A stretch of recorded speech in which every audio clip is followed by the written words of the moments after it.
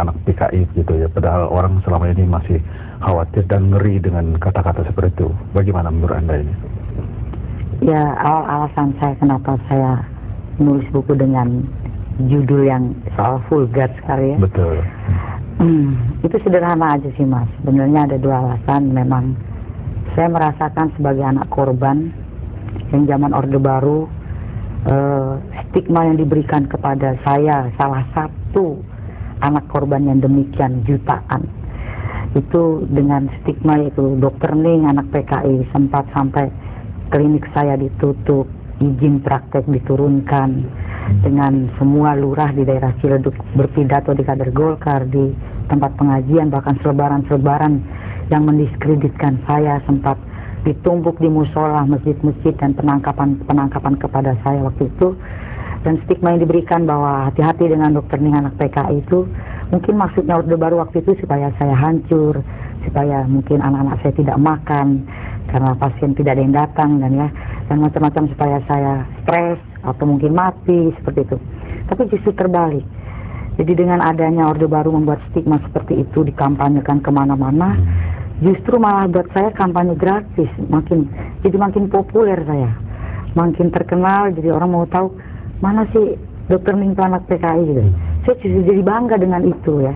Satu itu, kedua, apapun alasannya. Jadi itu jadi judul buku Anda. Iya, gitu ya? memang itu stigma yang diberikan Orde Baru memang saat itu, mungkin dari tahun 65 dulu ya, kalau ceritanya ada orang sengketa utang aja dibilang itu orang PKI, langsung ditangkap, dibunuh ya. Tapi buat saya makin terkenal malah gitu ya, semua orang diundang kemana-mana untuk bicara ya.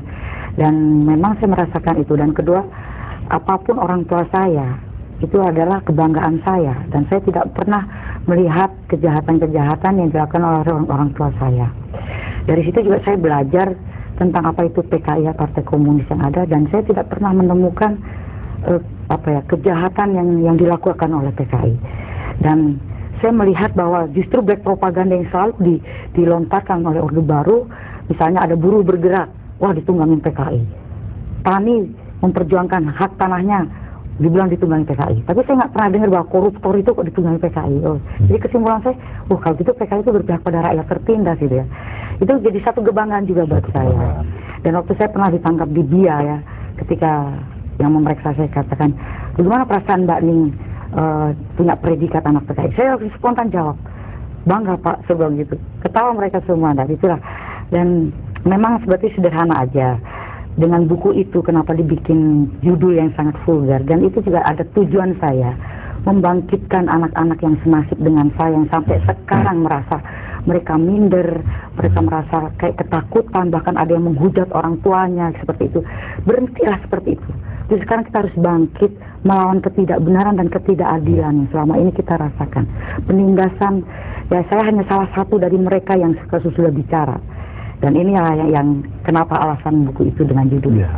Orang tua Anda sendiri aktivis di PKI waktu itu? Ya, memang anggota PKI ya. Anggota PKI ya. Anda sendiri sebagai anaknya mengerti tentang PKI itu? Ataupun komunis itu sendiri? Sebetulnya ya saya masih 7 tahun. 7 tahun. Nggak tahu banyak tentang PKI. Cuman yang saya rasakan, kenapa sih kok sampai tidak ada pengadilan? Bukan hanya ayah saya, dari beberapa orang tua yang senasib dengan orang tua saya, tidak ada proses pengadilan sama sekali. Kalau mereka dijebloskan 12 tahun, 20 tahun, dan ada yang sudah tiba-tiba bunuh. Om saya nomor 4 hilang dari tahun 65. Itu kan ada pelanggaran HAM yang sangat luar biasa, yang tidak pernah dituntaskan sampai sekarang gitu. Oke, baik.